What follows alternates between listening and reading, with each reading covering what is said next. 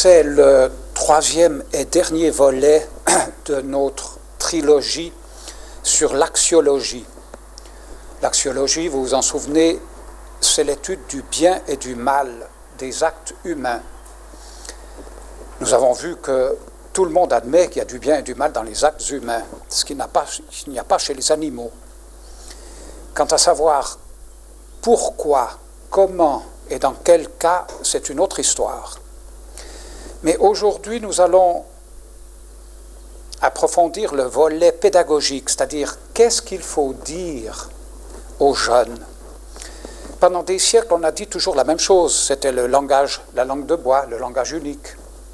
Mais aujourd'hui, il y a eu une telle révolution unique dans l'histoire. Je me mets au défi, en tout cas j'ai cherché, je n'ai pas trouvé, un basculement des us et coutumes, de la morale, aussi profond qu'aujourd'hui. Pensez simplement au concubinage avant le mariage, qui était prohibé dans toutes les civilisations, encore chez nous jusqu'à ma génération, et aujourd'hui qui ne fait plus aucun problème. J'ai beaucoup de familles, amis, où les garçons et les filles arrivés à 18 ans partent. Que les parents soient d'accord ou pas, ça n'a aucune espèce d'importance, claquent la porte, et pendant une certaine période, se mettent en ménage, en cohabitation avec un partenaire ou une partenaire. Qu'est-ce qu'il faut dire? Les parents sont complètement désemparés parce qu'ils n'ont plus de repères, et les jeunes, a fortiori, n'en ont plus.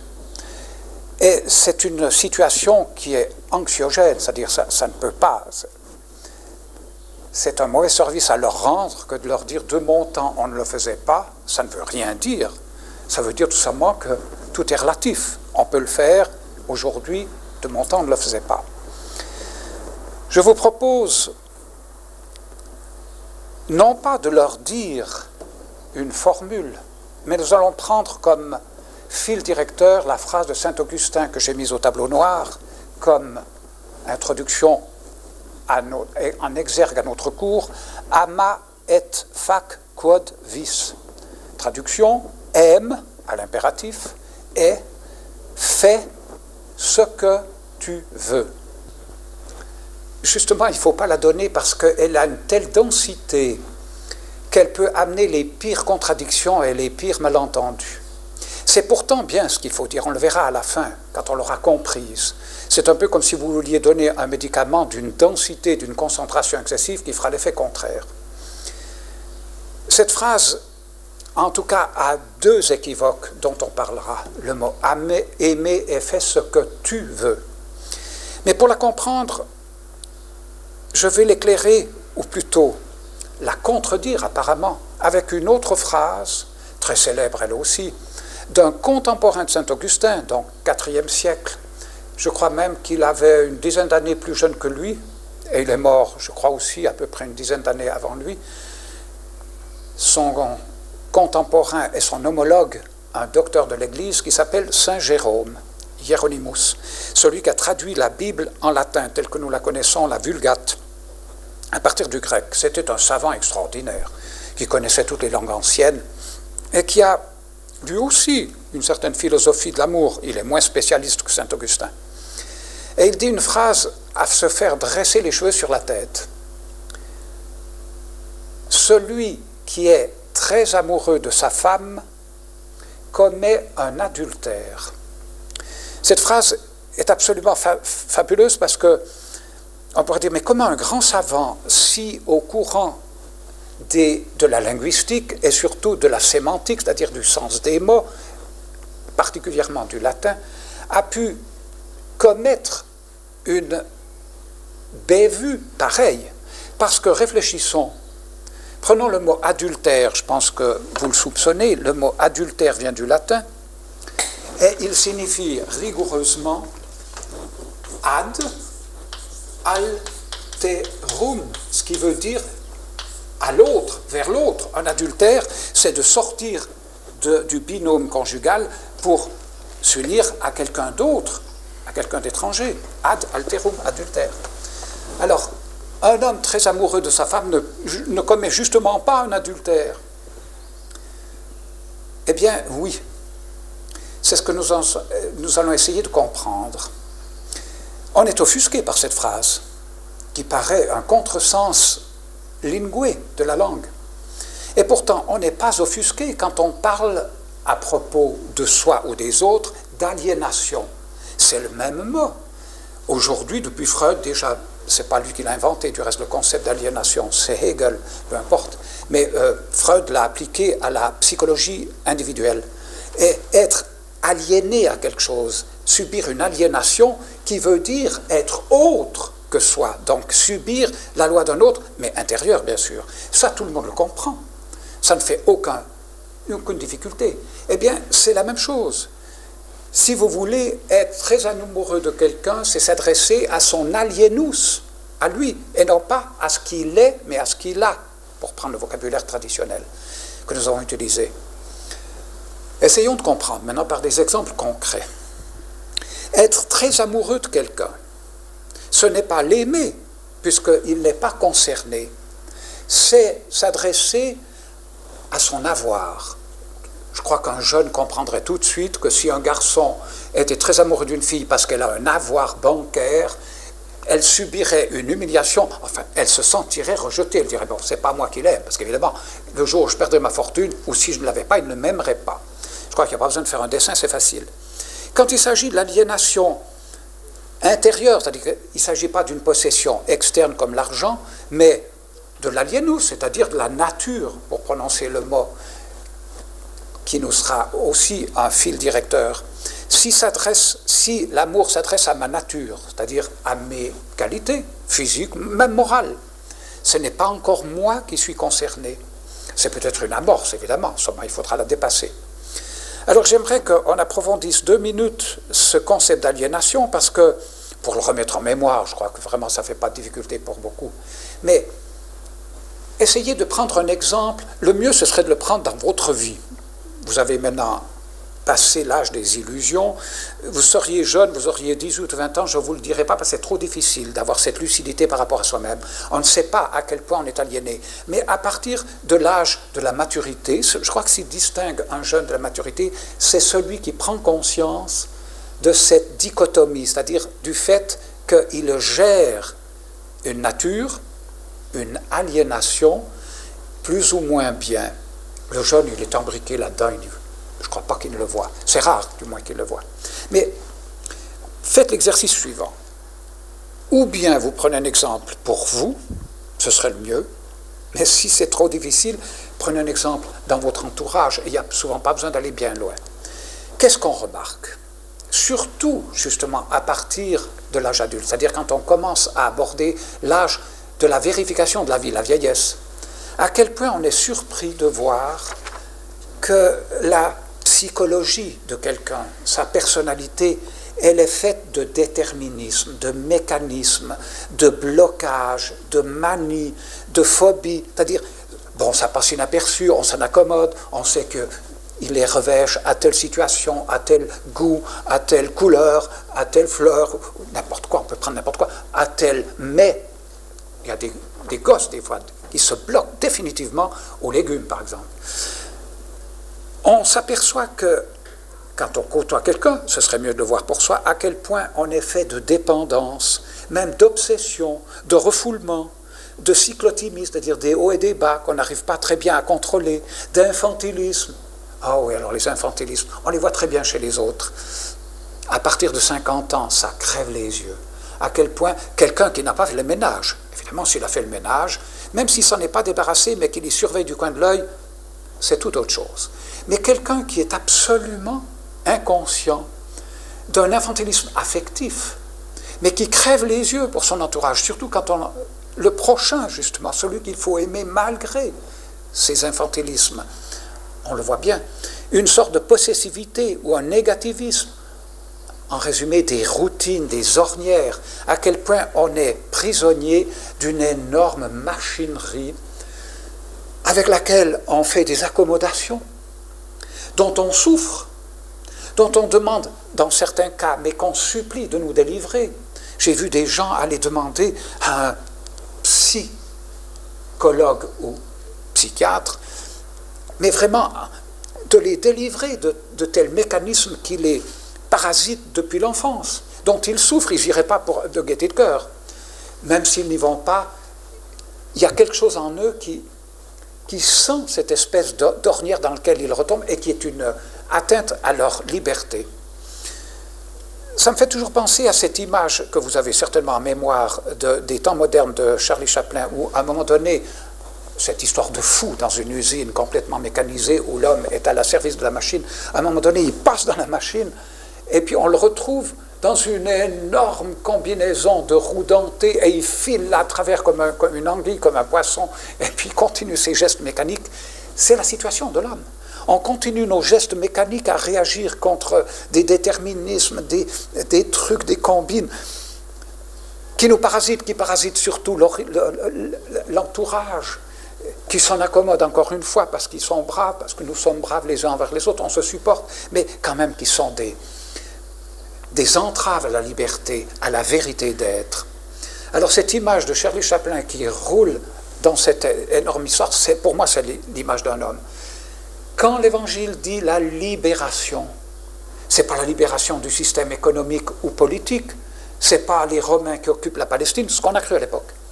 Mais non, il s'agit de la libération, me libérer de ces mécanismes hérités de l'enfance, peut-être même avant l'enfance, enfin ce que j'ai reçu dans ma nature. Voilà le mot qu'il faut prononcer. Rappelez-vous la dernière fois, on a fait l'apologie de la nature.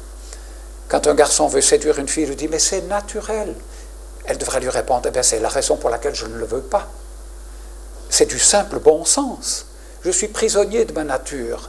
Alors il ne faut pas venir me la faire, la brandir comme une espèce d'oriflamme de vérité et de liberté. C'est mon exil, ma nature. C'est-à-dire elle m'impose des choix que je n'ai pas entérinés, que je n'ai pas choisis. Je vous donne un exemple. Vous le connaissez du reste parce que j'en avais parlé déjà, en tout cas dans le Dieu probable. Cette petite histoire très simple, moi qui m'a ouvert les yeux de l'intelligence et du cœur, d'un garçon qui se plaignait de n'avoir pas encore trouvé l'âme sœur. C'était un perpétuel amoureux. Et il me racontait d'une soirée qu'il avait passée avec une copine de classe. Enfin, il était à l'université, mais il cohabitait avec 3 copains et une fille. Et puis, il m'avait raconté une soirée tout à fait inspirée. C'était extraordinaire. Ils étaient sur la même longueur d'onde. Alors, je me suis permis de lui dire, mais écoute, tu vas chercher. Il avait été jusqu'en Corse chercher une fille. Enfin, il croyait qu'il était amoureux. Je lui ai dit, mais elle habite dans la chambre d'à côté. Peut-être l'oiseau rare que tu recherches. Et il m'a fait cette réponse que vous comprenez immédiatement. Oui, je l'aime, mais je n'en suis pas amoureux. Mais ce qu'il n'avait pas compris, c'est qu'on pouvait dire l'inverse. Moi, j'ai souvent entendu quelqu'un qui dit « Oui, je l'aime, mais j'en suis pas amoureux. » C'est évident, tout le monde comprend. Mais est-ce qu'on comprend « J'en suis amoureux, mais je ne l'aime pas » En tout cas, moi, je n'ai jamais entendu cette formule.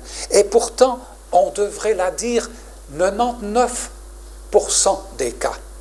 Mais on s'en aperçoit après. Combien de fois quelqu'un a cru aimer parce qu'il était amoureux. Dites voir à quelqu'un qui est amoureux, mais tu ne l'aimes pas, à dire, mais vous êtes fou, mais justement, je l'aime. Et je l'épouse parce que je l'aime. Mais est-ce que vous vous êtes posé la question, j'en suis amoureux et je ne l'aime pas? Alors on le verra quelques années plus tard. Alors moi, je trouve que ça court les rues. J'ai en mémoire des situations où manifestement, ils étaient amoureux, mais ils ne s'aimaient pas. Ils n'étaient pas faits, ils n'avaient rien en commun. Il y avait un déséquilibre affectif absolument incroyable. Seulement, ils s'en ont aperçus quand c'était trop tard. Trop tard pour 1000 raisons que vous comprenez. Je n'ai pas besoin de vous faire un dessin. Alors, je me dis, mais c'est ça l'ambiguïté.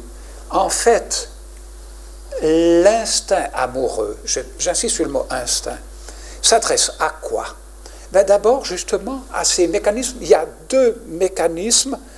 C'est comme si Charlie Chaplin, dans sa machinerie incroyable, avait tout à coup rencontré quelqu'un, et puis qu'ils aient tourné de conserve autour d'une roue, et puis un moment, parce que, évidemment, il y a un moment donné où la machine ne joue plus. C'est-à-dire, on se trouve gros gens comme devant, parce que, mais enfin, qui c'est celui-là ou celle-là qui est dans mon lit, ou dans ma chambre, ou tout au moins dans ma salle de bain?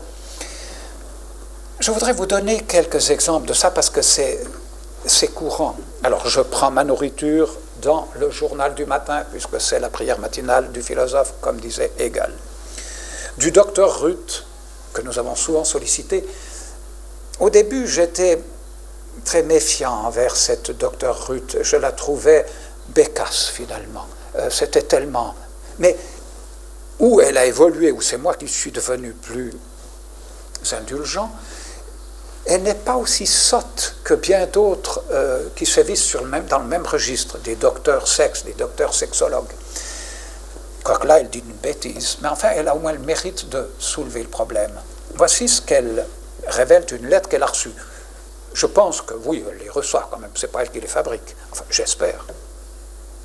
Une jeune fille. Depuis le mois dernier, je sors avec un nouvel ami et nous faisons merveilleusement bien l'amour.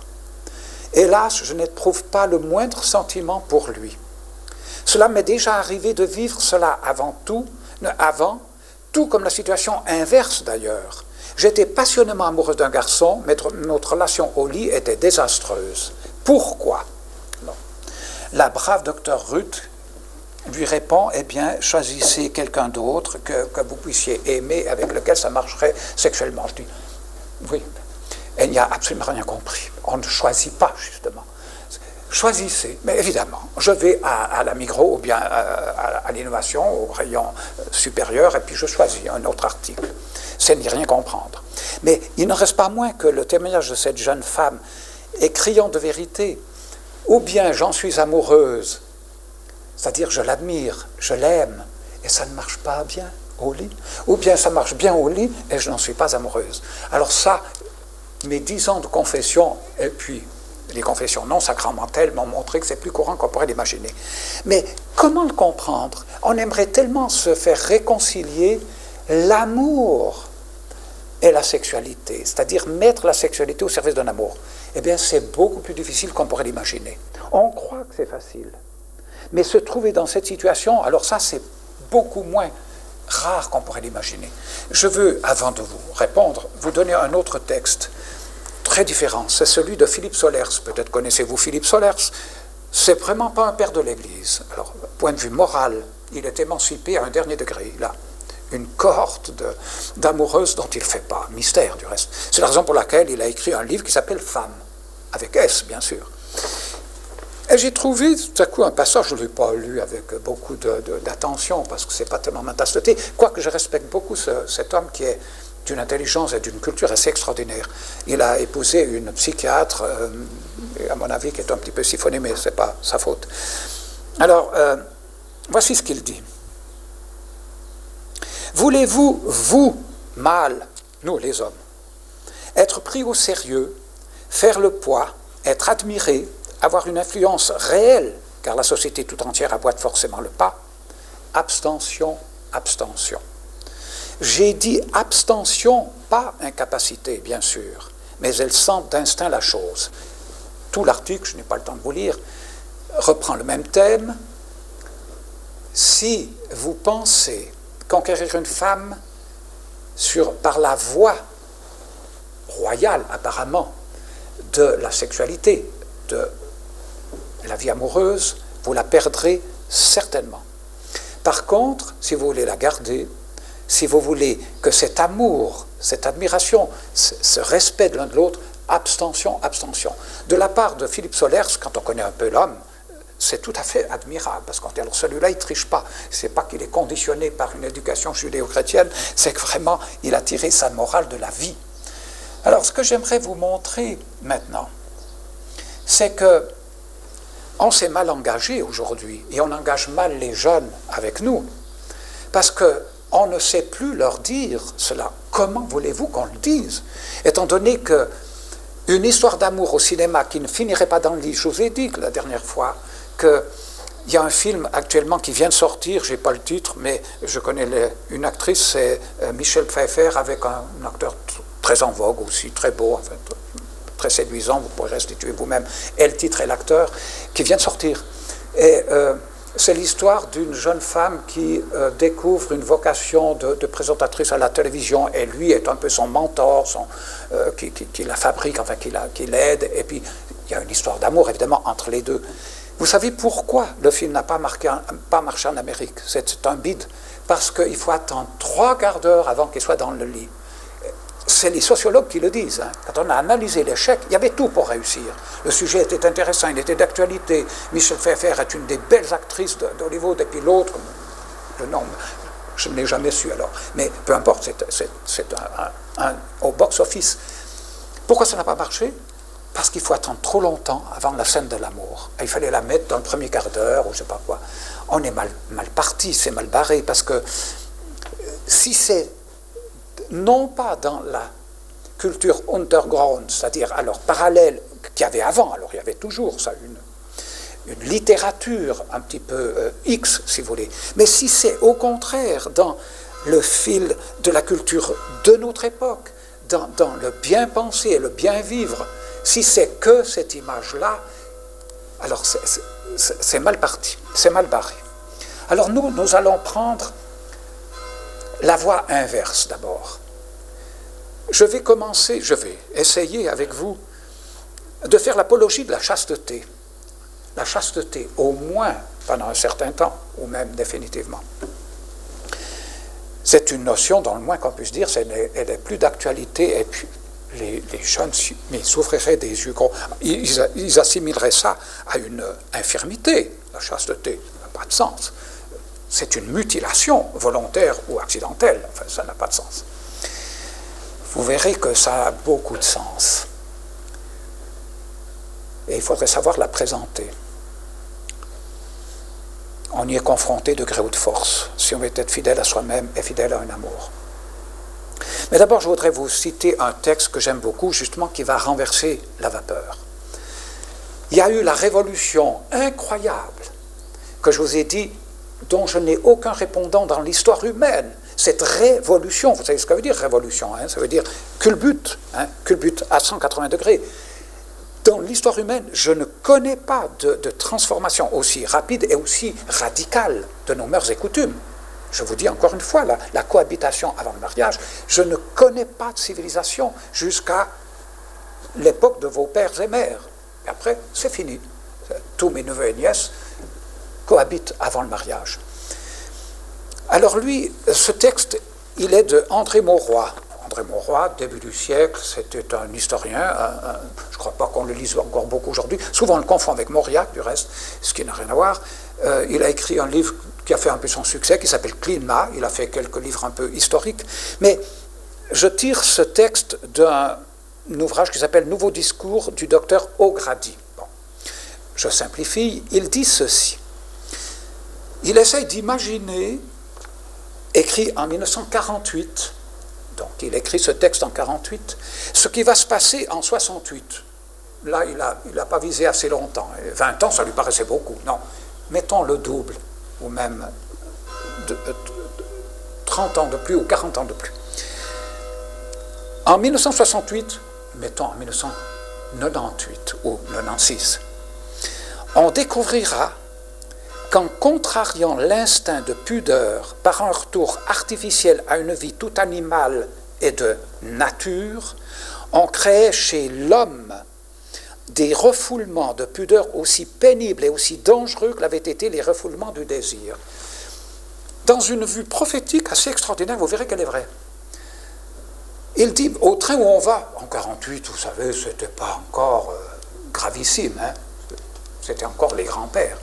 Mais il a, dans une intuition, je pense, de romancier, compris qu'il pourrait y avoir le renversement et qu'un jour, on ne pourrait plus faire état, revendiquer la légitime pudeur, qui est une revendication de la nature humaine, encore une fois, hein, prise globalement, et qu'on arrivera à des blocages et des souffrances qu'il faudra aller consulter pour se délivrer. Alors il dit qu'on pouvait guérir, donc en 68, mettons 96, qu'on pouvait guérir un grand nombre de maladies nerveuses en rendant le sujet conscient de cette pudeur secrète et en l'autorisant à y obéir, y compris dans la sexualité. Sa doctrine, du docteur, tout qu'il met en en scène, puisque c'est un romancier, qui reçut le nom de schmittisme, puisque le docteur s'appelle Schmitt, eut le plus grand succès, surtout dans les pays anglo-saxons, où elle permit, à l'abri d'un vocabulaire scientifique, d'avouer des sentiments et des scrupules qui avaient été longtemps interdits. Exactement l'inverse. Avant, interdit, tabou, la sexualité, la pudeur, c'était... Bon, on connaît, il n'y a pas besoin d'insister. Mais il dit, on arrivera à l'inverse. Et je crois que nous sommes arrivés à cette situation prévue, sauf qu'il a été un petit peu généreux, pas assez généreux, en disant 20 ans après, mais non. Je crois qu'aujourd'hui, un jeune ne peut plus, conditionné comme il est, par l'école, par les copains. J'ai été, pas plus tard que cette semaine, dans une famille très honorable par ailleurs, mais j'ai été quand même un peu scandalisé par les histoires que les gamines racontaient. Une gamine de 11 ans qui racontait des histoires d'homosexuels. Je lui ai quand même dit, tu sais, à son âge, je ne savais même pas ce que c'était. Ce n'est pas un bon exemple, hein, encore une fois, ce n'est pas une raison. Mais je me suis dit, est-ce que c'est plus facile pour elle ou pour nous? Moi, en toute humilité, je crois que c'était quand même plus facile pour nous. Parce que ce refoulement incontestable est quand même plus facile à corriger, il me semble, hein, que l'autre refoulement. C'est-à-dire, il refoule la pudeur, la délicatesse. On n'ose plus, il faut faire comme les copains, il faut dire, non pas des gros mots, ça pourrait encore aller, c'est assez sain à la rigueur. Mais les histoires qu'elle racontait pour des gamins de 11 ans, non, c'était quand même un peu gros. Je vous lis un texte de Benuel, peut-être que je vous le donnerai pour que vous puissiez le relire tout à l'aise. Benuel, je pense que vous le connaissez, ce n'est pas un cinéaste non plus, un père de l'Église, c'est un homme qui a fait partie du surréalisme d'abord, et qui s'est affranchi de la morale traditionnelle de l'Église, on n'en parle pas. Tout ce qui pouvait, disons, faire l'objet d'une critique acerbe, il l'a pris dans sa ligne de mire. Et ce brave Benuel, dans son livre autobiographique qui s'appelle « Mon dernier soupir », paru en 1982 chez Lafon. Depuis quelques années, j'ai assisté à la disparition progressive et finalement totale de mon instinct sexuel. On dit ça, c'est pas de la vertu, c'est de la vieillesse, évidemment, c'est la paix du soir. Même en rêve. J'en suis très content. Ah, ça c'est déjà plus original. Parce qu'on aurait pu penser qu'il le regrette. Combien de fois chez la brave docteur Ruth, il y a des vieillards de 72 ans qui lui disent « je ne peux plus, ma femme est frustrée, qu'est-ce que je dois faire, venez au secours », puis elle lui donne son bouquin, comment, je ne sais pas quoi. Bon. J'en suis très content, comme si j'étais enfin débarrassé d'un tyran. Il parle en connaissance de cause, la tyrannie de l'instinct. Peut-être qu'il l'avait peut-être un peu trop alimenté, son tyran. Il lui avait donné un peu trop de liberté de mots. Mais c'était lui la victime. Si Méphistophélès apparaissait et me proposait un regain de ce qu'on appelle la virilité, je lui dirais « Non merci, je n'en veux pas, mais fortifie plutôt mon foie et mes poumons que je puisse boire et fumer davantage. » Bon. C'est bon comme témoignage. Il rompt un tabou, le tabou à l'envers. Il ose dire ce qu'aujourd'hui, mais on oserait, heureusement que c'est Benuel, hein, parce que si c'était moi, on dirait, mais vieille baderne, il est vieux, puis c'est un vieux curé, ça n'a aucun sens.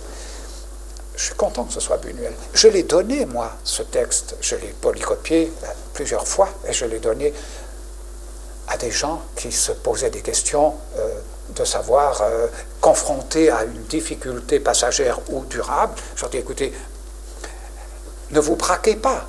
Ne vous bloquez pas. Ce n'est pas interdit de composer avec la chasteté momentanée ou durable. Un autre texte qui m'a fait rigoler et puis en même temps un peu qui m'a... C'est ambigu comme tout ce qui est américain. Je m'excuse au point de vue des Américains, mais c'est à New York, évidemment.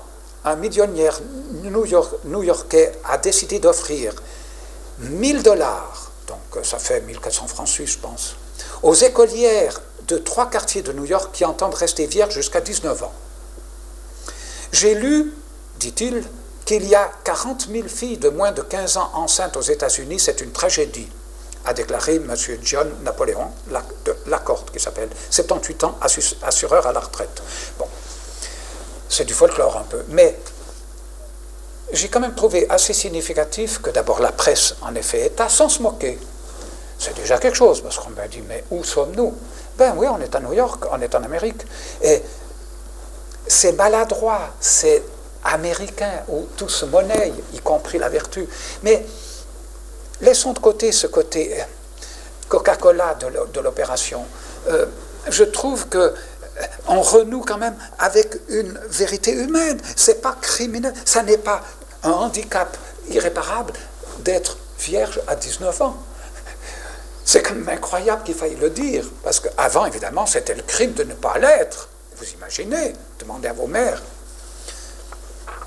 De Julien Green.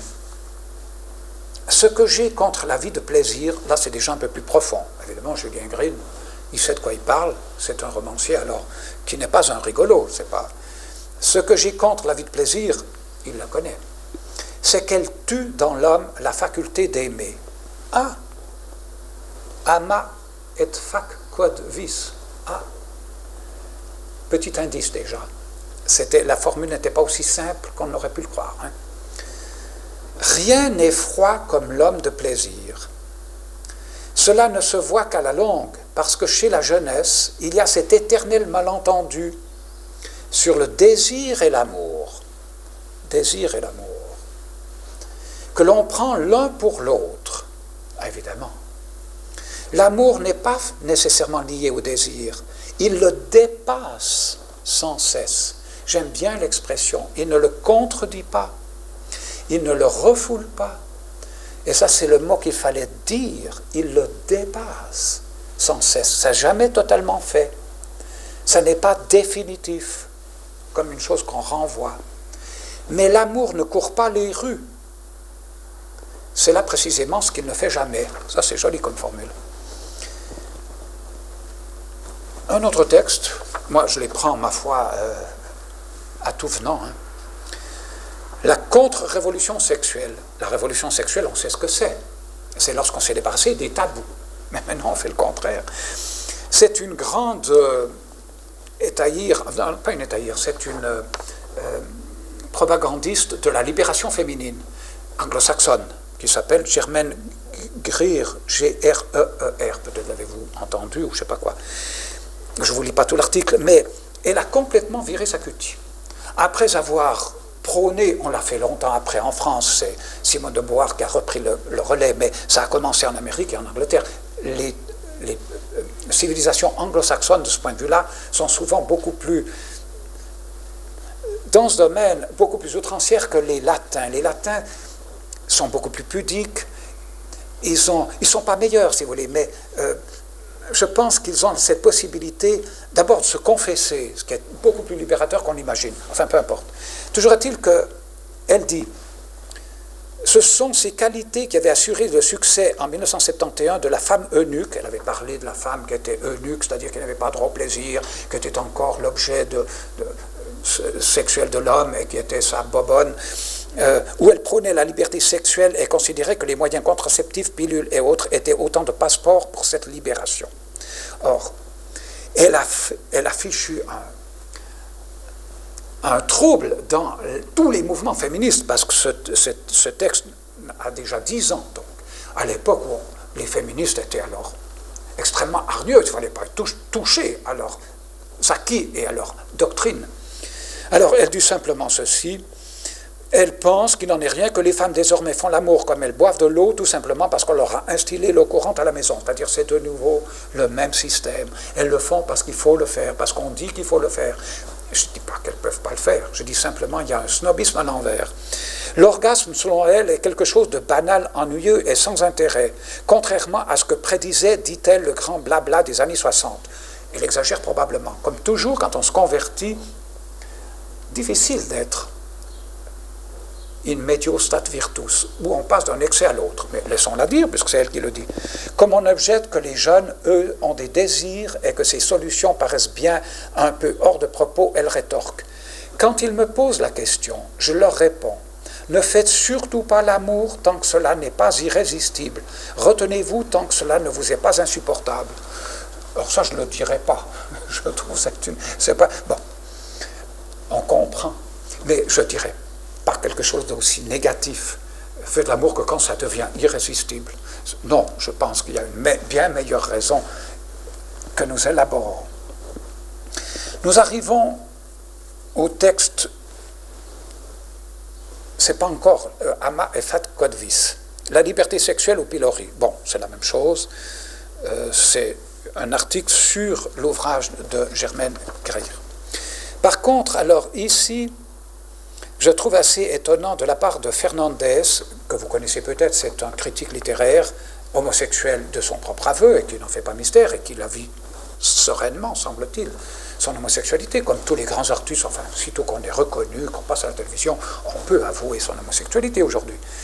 Alors il dit ceci, des dizaines de milliers d'hommes à Naples, il écrit sur les porporinos, c'est-à-dire sur les eunuques qu'on châtrait pour garder la voix d'enfant. Des dizaines de milliers d'hommes à Naples, des millions d'hommes sur la terre, croyaient vivre une grande aventure en se fixant pour but de soutirer des baisers, des caresses à une femme dont ils seraient fatigués au bout de quelques mois. Était-ce donc un si affreux malheur que ça d'être empêchés de les imiter, puisqu'évidemment on les avait châtrés, les braves garçons. Alors ils prennent leur défense, ils n'y perdent pas grand-chose, de fait. On leur a inoculé le virus pathogène du grand amour, du grand délire. C'est pas vrai, c'était la littérature. Qui se trouverait en fin de compte plus à plaindre? Eux, à qui les nécessités de leur sexe imposaient cette recherche illusoire, ou moi, le petit eunuque, miraculeusement dispensé d'une telle obligation? Bon, c'est encore pas très profond, ça ne vole pas au fond du problème, mais c'est déjà des indicatifs. C'est déjà aujourd'hui où on se rend compte que on s'étend engagé, mais la tête baissée dans une idéologie prégnante actuellement, dans laquelle on baigne. Nous, peut-être moins que les jeunes, mais encore une fois, je vous dis, je les plains. Maintenant, nous arrivons aux choses sérieuses. J'étais très étonné, vous reconnaissez tout de suite ce genre d'article, parce qu'il fait partie d'un magazine que vous connaissez peut-être, qui sort tous les dimanches, de grandes publications, c'est peut-être le dimanche la plus grande diffusion en Suisse romande, oui, c'est le journal du matin, sur la télévision. Que dans ce journal, qui ne vise pas très haut, qui essaye d'être au niveau de son lectorat, c'est-à-dire de ce que font les gens en général, on ait pu écrire ce que je vais vous lire, je me dis, ben alors, on est en train de corriger un tout petit peu notre fameuse révolution sexuelle et puis de soupçonner qu'on est en train d'aller dans le mur. On s'était mal engagé. C'est étonnant quand même qu'on ait pu écrire ceci.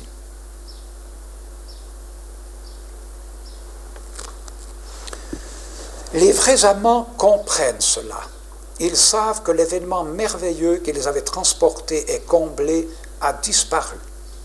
Les amants sincères n'en font pas un drame.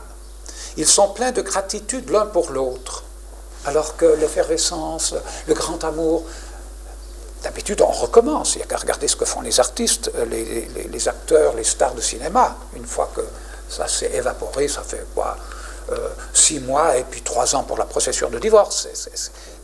On peut calculer, du reste, vous avez vu Elizabeth Taylor, ça a été, quand elle est partie avec son dernier Bob Friend, ça n'a pas été long. Je crois que ça a été 6 mois, après on a commencé à parler de divorce. Les amants sincères n'en font pas un drame. Ils sont pleins de gratitude l'un pour l'autre. Ils se sont donné quelques moments d'éternité et en garderont le souvenir dans leur cœur, mais ils ne se font aucun reproche et se quittent en amis reconnaissants. C'est peut-être un peu idéalisé, mais il parle des Allemands. Hein. Mais écoutez encore ceci. Pourquoi ne s'est-on pas aimé? Très certainement par confusion. Nombreux sont ceux, en effet, pour qui attachement et amour sont identiques, alors qu'ils sont exactement le contraire l'un de l'autre. Alors ça, j'étais baba. Je me suis dit, évidemment, c'est vrai, mais qu'on ose le dire sans provoquer une levée de bouclier. J'ai cru que la production de la semaine suivante, il y aurait des hurlements. Pas du tout, ça a passé. Je relis.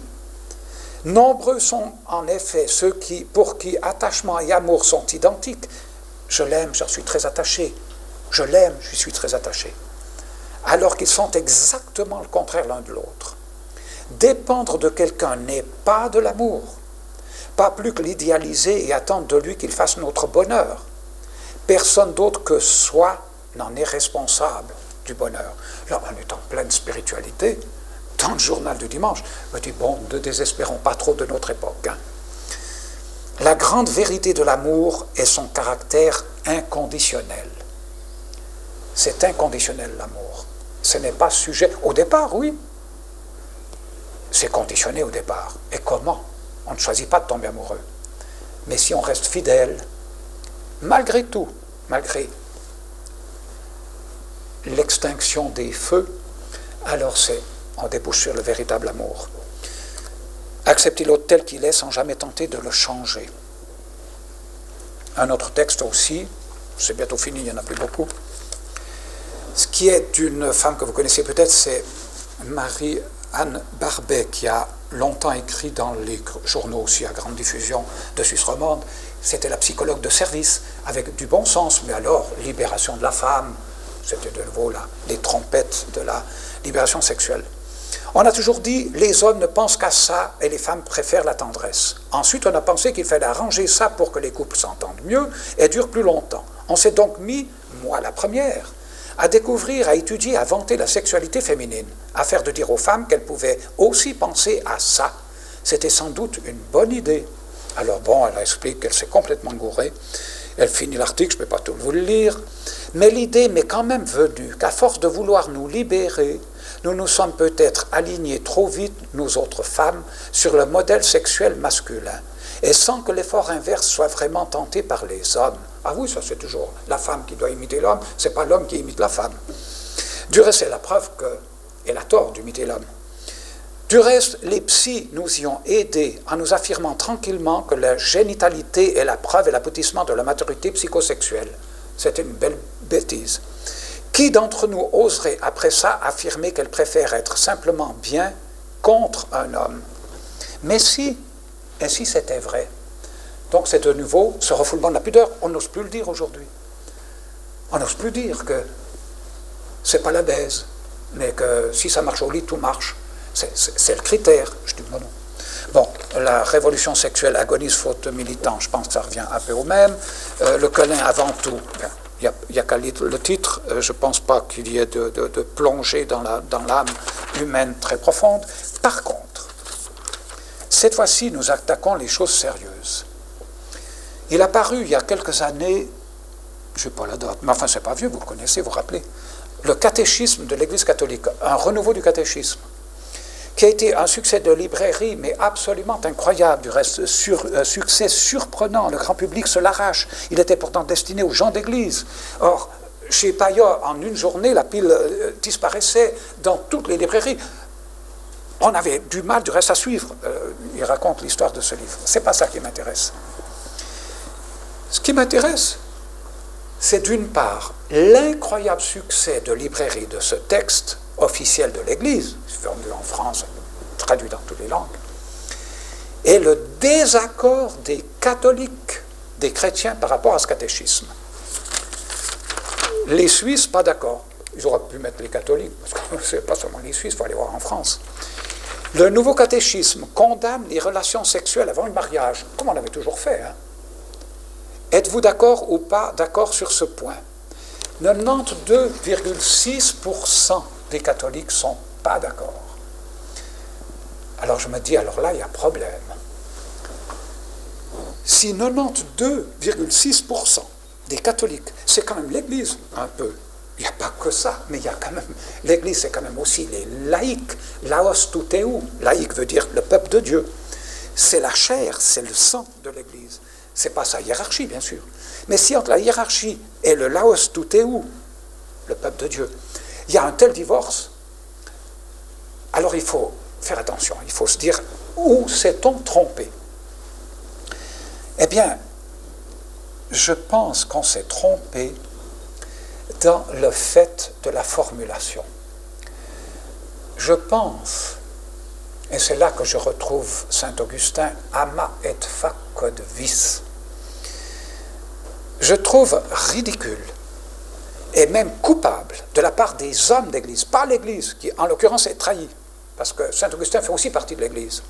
L'Église, c'est l'Église universelle dans le temps et dans l'espace, qui n'a jamais dit des bêtises pareilles. Êtes-vous pour ou contre les relations sexuelles, pour ou contre la vie sexuelle avant le mariage? Vous imaginez dire ça aux jeunes, dire vous sortez d'où? Mais si on disait la vérité, c'est-à-dire, je demande maintenant aux parents, un peu empruntés, j'ai encore eu cette semaine un téléphone d'une maman un peu en difficulté parce que sa fille, 18 ans, a un ami, on ne peut plus dire petit copain, c'est vraiment un ami, et puis elle les reçoit sous son toit, et puis ça la gêne. Évidemment, elle les reçoit sous son toit, ça veut dire dans le même lit. Alors j'ai dit, je lui dis ce que je vais vous dire. Je pense qu'aujourd'hui, si on est consulté ou si on a un mot à dire sur la conduite sexuelle, affective ou amoureuse des jeunes qui nous consultent et dont on a la responsabilité, on est coupable si dans notre réponse ne figure pas le mot amour. Ce que je reproche à cette formulation du catéchisme, c'est d'avoir pas mis le mot amour. Et pourtant, la sexualité, elle est finalisée par l'amour. Mais c'est complètement idiot. C'est comme si j'avais dit à une fille, j'interdis à l'aiguille de ta balance d'indiquer plus de 60 kilos. Je dis, mais elle n'y peut rien, ma balance. C'est pas elle qui est en cause. C'est moi qui suis fautif. Alors, c'est un manque d'amour. Ça n'est pas finalisé, pas encore finalisé par l'amour. Si une maman, un éducateur, parce que les jeunes sont inquiets, vous ne pourrez jamais leur enlever. C'est inscrit au plus profond de la nature humaine, pris globalement, personne est nature. Quand je dis nature humaine, j'emploie les deux. Une sorte d'inquiétude devant l'auto-érotisme, pour l'appeler par son nom, c'est-à-dire l'entretien, pas la découverte, l'entretien d'une jouissance solitaire. L'entretien. Il le sera de gré de force, il l'a toujours été, même de l'époque des Romains. Post coitum animal triste, l'homme est triste, et il est mal à l'aise. Vous ne l'enlèverez pas. Alors, si il interroge, s'il faut dire quelque chose, parce qu'on ne va pas rester muet, on ne va pas dire du temps. Moi, je ne le faisais pas, ton père non plus, à notre époque, ça ne se faisait pas. Mais c'est dégoûtant de répondre ça, parce que ça veut dire alors tout est relatif. Alors on a changé, bon, ce n'était pas la mode. Avant, c'était la mode longue, maintenant, c'est la mode courte. Je répondrai, est-ce que ça augmente? Est-ce que ça va dans la ligne de l'amour de l'autre? Est-ce que cette pratique qui m'enferme en moi-même, est-ce qu'elle est propice? Est-ce qu'elle est profitable à la relation amoureuse qui est au terme de la sexualité? Il répondra, il le verra lui-même. Il faut que dans ma réponse, le mot amour figure. Je vais vous donner un dernier exemple. Je n'aurais pas pu vous le donner la dernière fois. Il date de 10 jours, il y a 10 jours. Apparu dans le journal qui fait ma nourriture, non pas spirituelle, mais informative, chaque matin. Un article qui m'a vraiment alors fait sursauter. Heureusement, je n'aurais pas pu le dire la dernière fois. Masturbation à scandale. Retenez bien, scandale.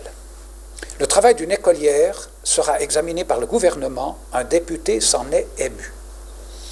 Le gouvernement argovien devra se pencher sur le travail de fin de semestre d'une écolière. Non pas une universitaire, une écolière. C'est-à-dire 16 ans, je crois, à la limite. Le député UDC Roger Fricker, peu importe, s'est ému de son thème. La masturbation, jugée dans son travail, aussi normale que le brossage des dents par l'élève. Il a déposé hier une interpellation demandant si un tel sujet peut être traité dans une école cantonale. Roger Fricker d'Oberdorf ne décolère pas. À son avis, un tel sujet n'a pas sa place dans les normes actuelles de formation. Il trouve en outre choquant que l'écolière se soit procuré la documentation scientifique à la bibliothèque zurichoise des lesbiennes. La bibliothèque cantonale argovienne ne dispose en effet d'aucune littérature sur ce thème, écrit encore M. Fricker dans son interpellation. Ils sont mal partis, hein, parce que si je leur demandais « Qu'est-ce qui vous scandalise ?» Vous pouvez me dire, et pourtant il faut le dire, parce que maintenant ça finit, maintenant les oukas, les interdits, dire « ça n'a pas sa place à l'école ». Bon, alors ça a sa place ailleurs. Ça ne veut rien dire, ça. C'est pas à l'école que ça n'a pas sa place. Il faut expliquer. C'est urgent de l'expliquer, mais c'est prioritaire. C'est-à-dire, de nouveau, il faut introduire une notion d'amour. Est-ce que la formule de Saint-Augustin se vérifie? Aime et fais ce que tu veux. 1. Tu ne fais pas ce que tu veux. Tu subis le diktat de ta nature. La formule de Saint-Augustin, elle est piégée, pas piégée, mais elle est dangereuse, elle est difficile, elle est profonde sur les deux termes. 1. Aimer, ça n'est pas le désir. C'est l'acceptation de l'autre, c'est le rendre à lui-même. C'est ensemble partir à la conquête de soi-même. Et puis, quod vis, fais ce que tu veux, mais on ne fait pas ce qu'on veut justement. Je fais ce que ma nature m'impose, je n'ai pas choisi, c'est elle qui me donne des impératifs dont je suis le jouet. Alors, il n'y a qu'une direction qui peut m'en libérer, c'est l'orientation vers l'amour. Si je dis c'est interdit, c'est dégoûtant, ça ne se fait pas, bon, ça ne sert à rien. C'est pas ça qui va arrêter cette pulsion de la nature. Par contre, si je l'oriente, soleil levant, j'ai toujours dit que j'aimais beaucoup ce mot, parce qu'il parle de Jérusalem et de l'Orient et du bouddhisme, vers l'amour, alors je peux trouver les forces nécessaires à l'orienter, c'est-à-dire à le dépasser, comme dit Julien Green. Et je crois que c'est ça le fin mot de l'éducation. Chaque fois qu'un éducateur, un père, une mère, n'importe qui a besoin d'être enseigné, rappelez-vous cette loi d'or, c'est bien la formule de Saint-Augustin, mais ne la dites pas comme telle, parce qu'elle est trop dense. Mais il faut que le mot amour figure dans votre réponse, sans quoi vous parlez pour ne rien dire, c'est-à-dire vous parlez en vain, et vous faites peut-être plus de mal qu'autre chose. Parce que la sexualité, c'est le sacrement de l'amour. Je vous définis vite le terme de sacrement, qui est lui aussi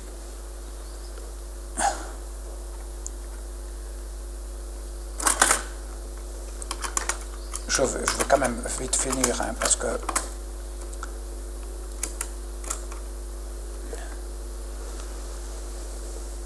j'en ai pas pour 3 minutes, mais je ne veux quand même pas laisser le mot sacrement. D'accord. Alors, je vais vite reprendre cette notion de sacrement parce qu'elle est mal comprise. Vous connaissez le sacrement sacramentel et religieux, mais il y a des sacrements naturels. Alors, définition, un sacrement, c'est quelque chose qui signifie et qui réalise. D'habitude, les signaux ne réalisent pas la chose qu'ils désignent. Un signal routier qui m'indique un passage à niveau ne crée pas le passage à niveau. C'est de l'ordre de la connaissance. Mais ce qu'il y a de tout à fait original dans le sacrement, c'est bel et bien un signe qui a une signification, mais en plus, il crée ou augmente l'objet dont il est la signification. Exemple tout simple. Le repas, le fait de manger ensemble, signifie qu'on est amis en général. Soit l'amitié familiale, soit l'amitié entre amis. Peut-être le repas d'affaires. Mais mettons l'autre côté. Puis encore, est-ce qu'il n'y aura pas une certaine amitié quand on a traité une affaire en déjeunant? Mais en général, quand on mange ensemble, ça signifie qu'on est amis. Sinon, évidemment, on ne s'assierait pas à la même table. On irait chacun dans son coin. Et ça augmente l'amitié. Après le repas, on est plus amis qu'avant. Et surtout si c'est répétitif. Vous en savez quelque chose. Ça n'est pas obligatoire. Mais c'est vrai que cet élément est important. C'est ce qu'on appelle un sacrement. Alors je dis, le fait biologique de manger, lorsqu'il est fait avec d'autres, est un sacrement de l'amitié. La sexualité, c'est le sacrement de l'amour. Faire l'amour. Oui, mais d'habitude, ça le défait. Oui, mais ça devrait le faire. À certaines conditions, s'il y a une expression qui est galvaudée, c'est bien celle-là, parce que la plupart du temps, faire l'amour le défait. Sinon, les prêtresses de l'amour, ce seraient les prostituées. Parce que souvent, c'est gratuit. Il n'y a pas seulement la prostitution vénale, il y a aussi la prostitution. Il y a des situations où on est proche de la prostitution, où une fille donne son corps parce que, je ne sais pas quoi, pour un bénéfice moral ou autre. Rappelez-vous les filles qui ne voulaient pas coucher pour ne pas avoir un rôle au cinéma. Forme de prostitution que de coucher avec le metteur en scène. Alors, je pense que si la sexualité est ordonnée à l'amour, si elle a comme objectif l'amour, et donc une certaine stabilité, une certaine fidélité, au moins en projet, bien sûr, beaucoup de problèmes qui disparaissent, hein, ne serait-ce que le problème de la propagation de certaines maladies. Parce que dans ce cas-là, évidemment, on est à l'abri. Seulement aujourd'hui, de nouveau, il y a le refoulement collectif, il ne faut pas le dire. Vous savez que l'abbé Pierre, homme de grande notoriété et de grande vertu, au moins jusqu'à l'année passée, parce que maintenant il s'est un peu discrédité avec ses prises de position par rapport aux problèmes juifs, mais jusqu'à l'année passée, c'était l'homme qui rassemblait qui faisait la plus grande unanimité sur son nom. Les hommes politiques, c'est fini, même les hommes du passé. Quand il a parlé à la soirée du sida, où on a mis, je crois qu'ils ont récolté 300 millions de francs pour l'action pour le sida, celle de l'année passée a mieux marché que celle de cette année, et l'abbé Pierre, consulté, a émis cette idée toute simple que finalement la fidélité dans le couple, c'était une sacrée protection contre le sida. Il s'est fait huer. Il y a eu des hurlements. On n'attendait absolument pas. On s'est dit de sa part, ça va passer. Enfin, on ne savait pas exactement ce qu'il allait dire. Mais il n'a pas dit au nom de l'Église. Il a dit cette vérité tout élémentaire. Il s'est fait hurler, huer. Alors je dis, on est mal barré. Hein. C'est de nouveau cette espèce de refoulement à l'envers, c'est-à-dire ces interdits à l'envers. On ne peut plus dire des choses élémentaires. Et pourtant, dans l'intimité, je suis sûr que chacun des participants, si on les avait interrogés en 4 yeux, au confessionnal ou ailleurs, ou sur le sofa du psychiatre, il aurait fini par l'avouer que ça restait quand même un idéal de pouvoir être amoureux, stabilisé dans un amour définitif, enrichissant, approfondissant. C'est un vœu indéracinable du corps humain. Ça fait partie de la nature humaine. Nature humaine, c'est la personne et la nature. C'est pas l'un contre l'autre, c'est les deux.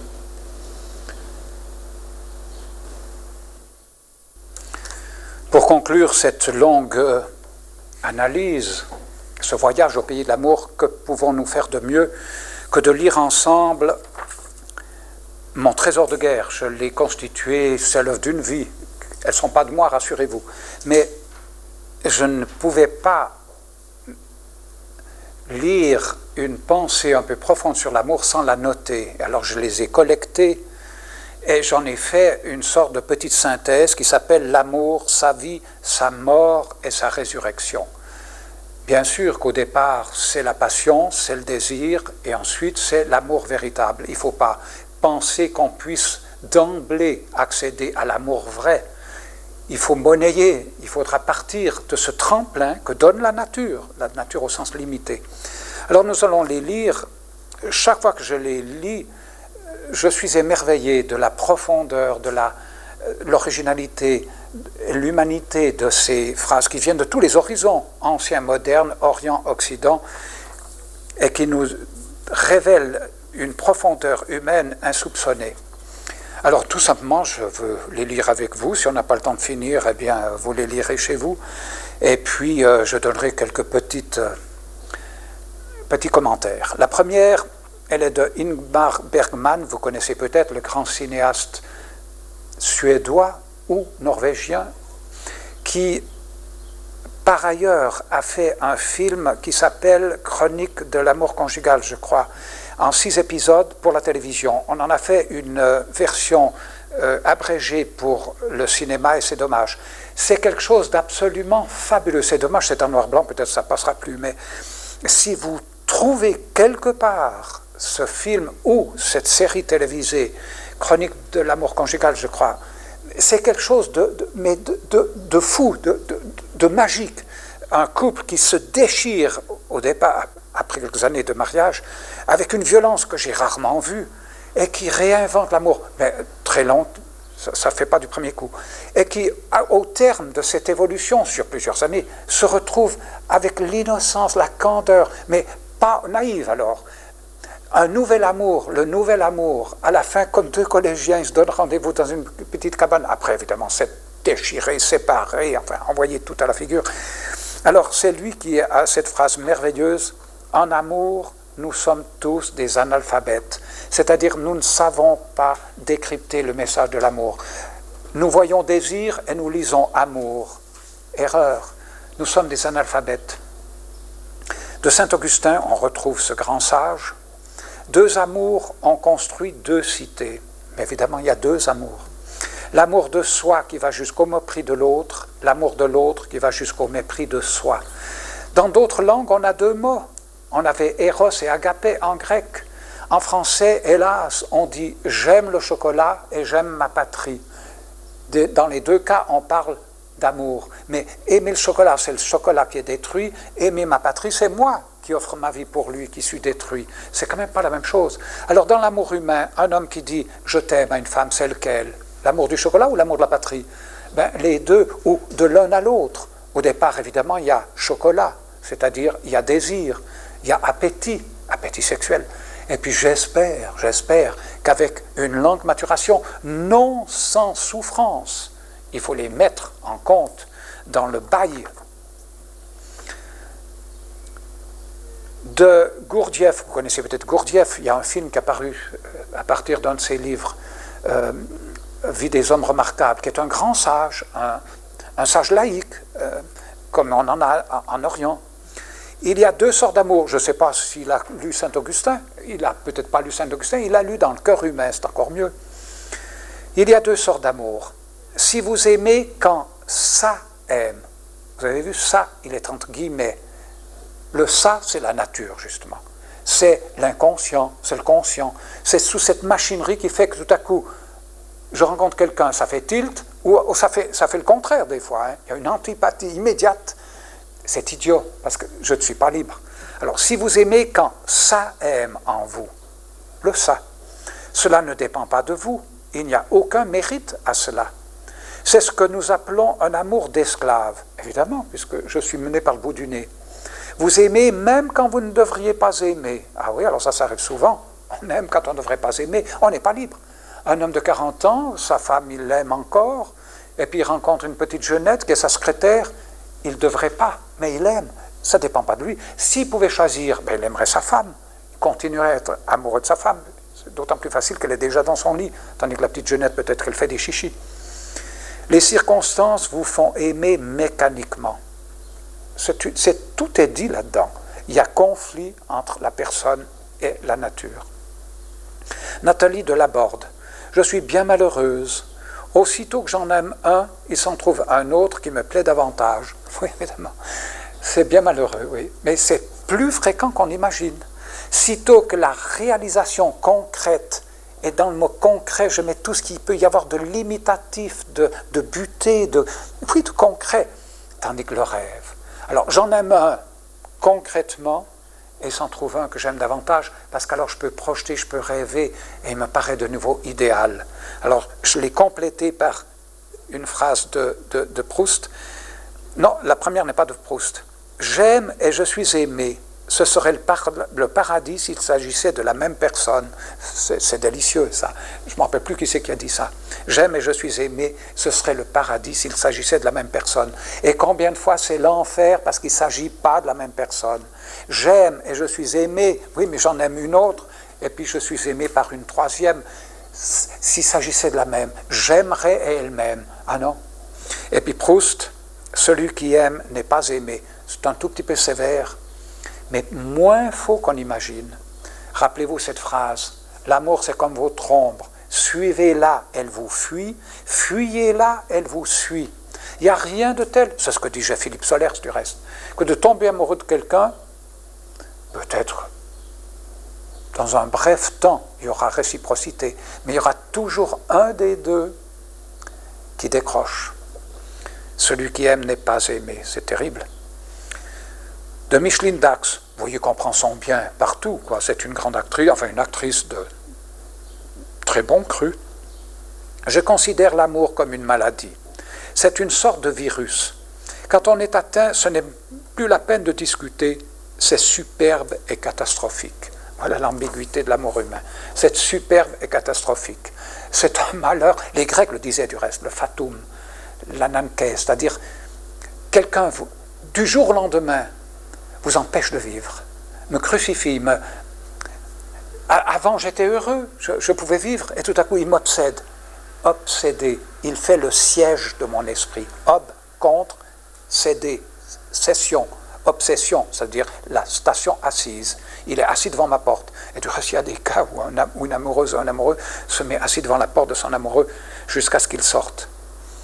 Guy de Maupassant, on pourrait épiloguer Micheline Dax avec des exemples, mais multiples et variés.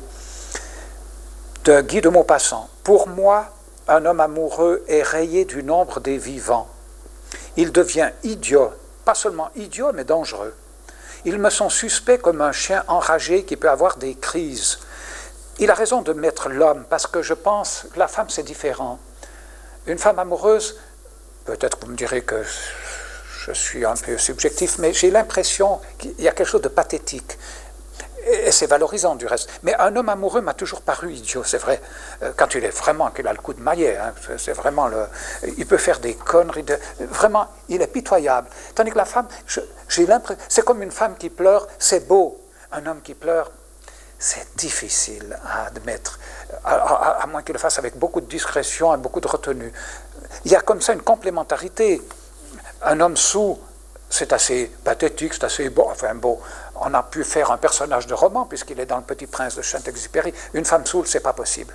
J'ai vu une femme saoule à l'avenue de la Gare qui tenait son sac d'un côté, son chapeau de travers, puis elle titubait. Non, quelle horreur. Tandis qu'un homme, il s'enroule autour d'un réverbère. Bon, c'est pas beau, mais il y a une poésie, il y a une certaine poésie. Enfin, vous n'êtes pas obligé de croire tout ce que je dis, mais admettez les phrases que je vous donne. L'homme survit à des tremblements de terre, aux épidémies, aux horreurs de la maladie et à toutes les agonies de l'âme, mais de tout temps, la tragédie qui l'a tourmenté et qui le tourmentera le plus, c'est, et ce sera, la tragédie de l'alcôve. Alors là, je vous laisse à vos propres expériences, je vous laisse à votre connaissance de vos relations, et vous verrez que c'est loin d'être l'accession au berceau de l'humanité, du bonheur. Il y a des tragédies qu'on n'avoue que difficilement. Et il est sévère, hein. L'homme survit aux épidémies, aux horreurs de la guerre, à toutes les agonies de l'âme, mais pas aux tragédies de l'alcôve. Clausewitz, l'amour, ce n'est pas comme la guerre, c'est la guerre. Je me rappelle avoir dit ça à un grand amoureux. Il était très content quand je lui ai dit non, l'amour, ce n'est pas comme la guerre. Il était très amoureux. J'ai dit non, c'est la guerre. Vraiment, c'est assez bien envoyé. Chanson moderne, je te cherche sans me trouver. C'est extraordinaire, ça. Non, je te cherche sans me trouver. Ou je me cherche sans te trouver. Mais ça, c'est pas tout à fait juste. Marie Calderon, alors, voilà une sexologue américaine de grand mérite qui a compris quelque chose sur l'âme humaine. Le garçon, on devrait dire ça à tous les jeunes, le garçon joue l'amour pour lequel il n'est pas prêt parce qu'il désire le sexe. La fille joue le sexe pour lequel elle n'est pas prête parce qu'elle désire l'amour. Il y a cette sublime ambiguïté, on ne peut pas dire autre chose, il y a quelque chose de pathétique. Mais ne croyez pas que le garçon et la fille parlent le même langage. Ils disent tous les deux « je t'aime ».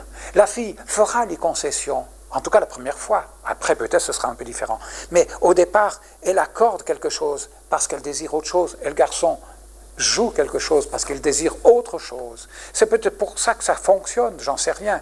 Mais toujours est-il qu'il y a une ambiguïté. Du reste, c'est Guy de Sidbon, c'est le suivant, qui dit, je les ai un peu architecturées, ces phrases, je les ai mis un peu en éclairage les unes des autres. Et comprenez que la suivante éclaire celle de Marie Calderon, l'américaine. L'homme et la femme n'ont pas le même désir. Il était bien placé pour le savoir, étant donné qu'il n'a jamais eu de femme qui proclamait son homosexualité. Mais je crois...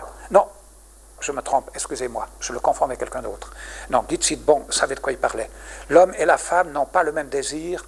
Lui veut quelque chose, et elle veut autre chose. Leur rencontre perpétue l'éternel et sublime malentendu. Je trouve ça extraordinaire. Le perpétuel et sublime malentendu. Alors j'ai mis en accord avec cette phrase, celle de Serge Gainsbourg, « Je t'aime, moi non plus ». Plus profond qu'on imagine.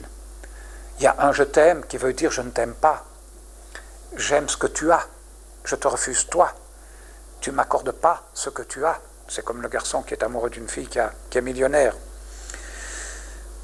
Cet obscur objet du désir, c'est, je crois, le titre d'un film de Buñuel. L'objet du désir n'existe pas, de Lacan.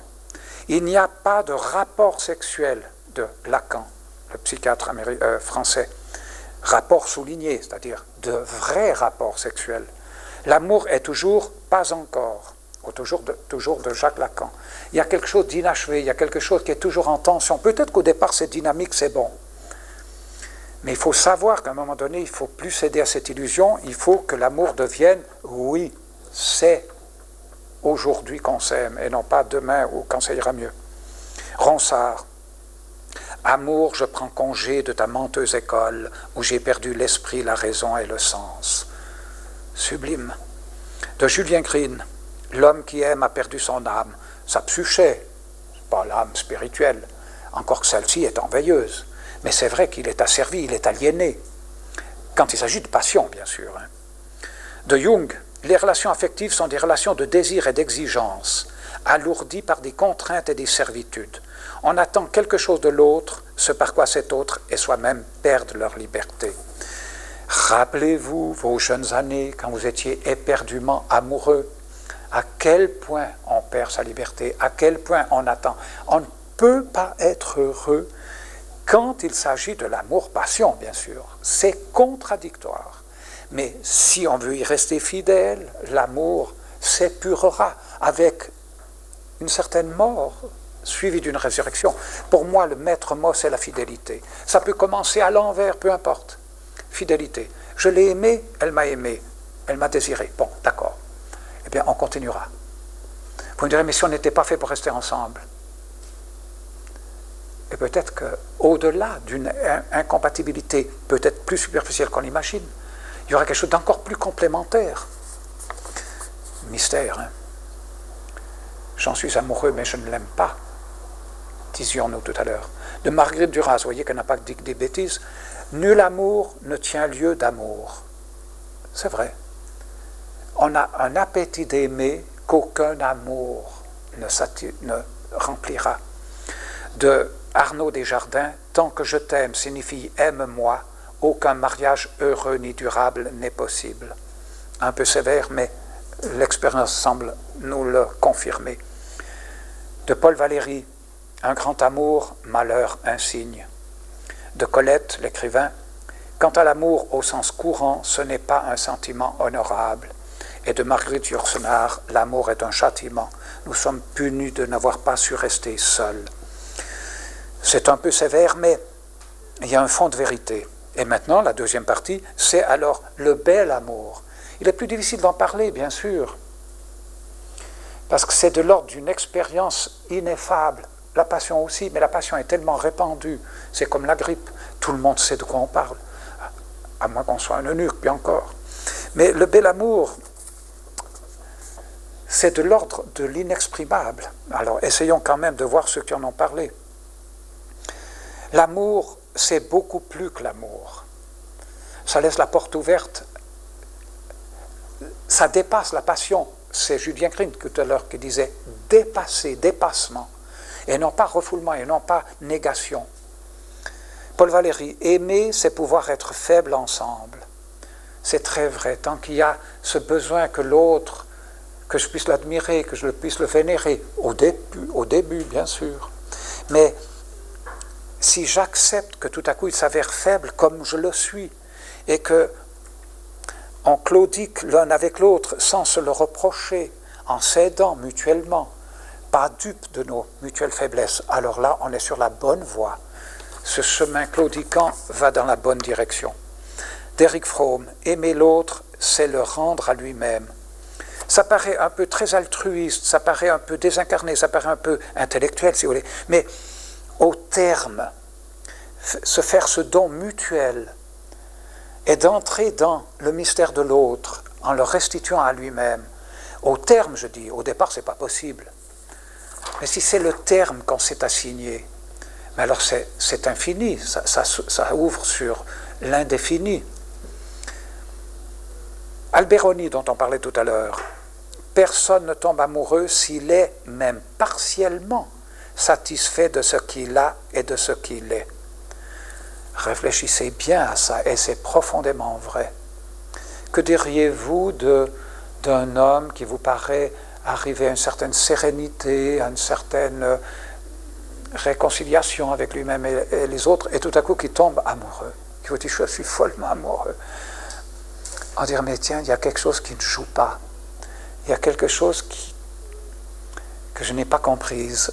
Il peut aimer, bien sûr, mais si vous avoue qu'il est transi, amoureux transi, vous direz « non ». Alors personne ne tombe amoureux s'il est, même partiellement, satisfait de ce qu'il a et de ce qu'il est. Donc c'est un départ pour les jeunes qui ne peut pas être satisfait de ce qu'il est et de ce qu'il a. Alors ça, je comprends. Mais tomber amoureux, oui, on peut le faire à tout âge. Il n'est jamais trop tard pour bien faire. Si on a cette orientation ultime, ce but qu'on atteindra, rapidement ou pas, si. Mais il y a toutes les cas de figure. Il ne faut jamais faire de loi trop précise parce que la vie a d'une inventivité dont on n'a pas idée. Mais il n'en reste pas moins que la passion est orientée à l'amour, n'est pas l'amour. D'Eric Fromm, si tu n'aimes que les autres, tu n'aimes en aucune façon. Donc, la racine de l'amour de l'autre, c'est l'amour de soi. Et il ajoute, paradoxalement, l'aptitude à rester seul est la condition de l'aptitude à aimer. Mais peu à peu, je dis ça, pas au départ. D'André Gide, ne peut rien pour le bonheur des autres, celui qui ne sait être heureux lui-même. C'est toujours cette même idée à la racine de l'amour de l'autre et l'amour de soi, la réconciliation avec soi-même. On peut le faire à deux. Tomber amoureux parce qu'on est indigent de soi-même, parce qu'on n'est pas complet, ma moitié d'orange. Et on fait ce pacte de se retrouver soi-même, chacun en s'aidant, et non pas en se repoussant sitôt que l'autre manifeste sa faiblesse. De Metterling, il faut être heureux pour rendre heureux. De Silésius, que l'homme est fou qui s'en va boire à la flaque et laisse la fontaine au cœur de la maison. De l'Ecclésiaste, ils m'ont abandonné, moi, la source des eaux vives pour se creuser des citernes crevassées qui ne retiennent même pas l'eau. Et la sentence des soufis, qui sont des mystiques musulmans, j'ai cherché dans le monde entier et le bien-aimé m'attendait dans ma propre maison. Voyez que la boucle est bouclée, on revient à ce thème que nous avons déjà abordé antérieurement, dans ce que nous avons appelé l'exil et le royaume. On revient toujours à cette vérité fondamentale. Le parcours de la vie, que ce soit par la chasteté, par le célibat. À propos de célibat, j'aurais regretté tout à l'heure de ne pas vous l'avoir dit, j'ai retrouvé l'autre jour, tout fait par hasard, son étymologie, célibat ecclésiastique ou autre. Celi beatus, la béatitude du ciel. C'est étonnant, c'est un peu misogynie, mais enfin, les femmes aussi peuvent être célibataires. C'est assez étonnant comme étymologie, je ne l'aurais jamais soupçonné. Celi beatus. Bienheureux, la béatitude du ciel. Mais il n'en reste pas moins que je pense profondément qu'un jour ou l'autre, c'est peut-être plus difficile à le faire à deux, selon les...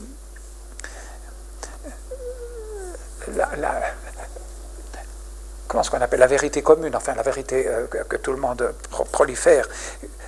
Je pense que un certain dépassement de la sexualité n'est pas la fin d'un amour.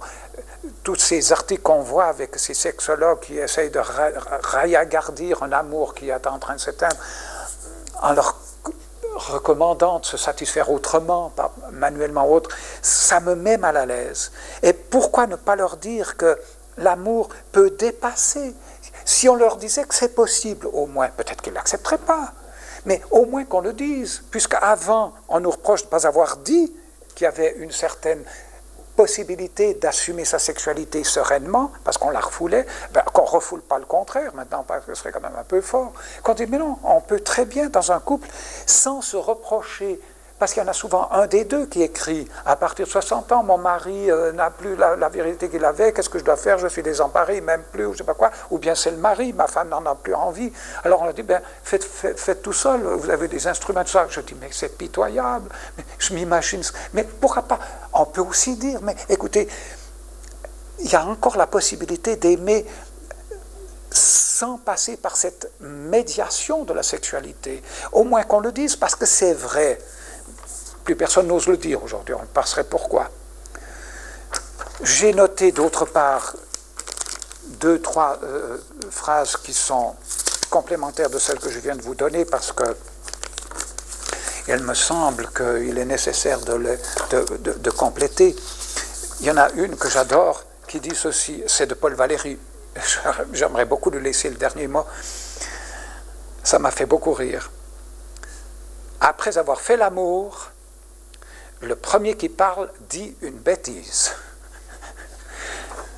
C'est excellent, parce que l'amour, c'est une telle parole, c'est une telle richesse qui va au-delà des mots, que le premier qui dit peut dire ce qu'il veut, il dit une connerie par rapport à ce qui vient d'être dit. Et je trouve que c'est très beau, ça nous réconcilie avec la sexualité malgré tout, puisqu'on en a quand même dit pas mal de mal.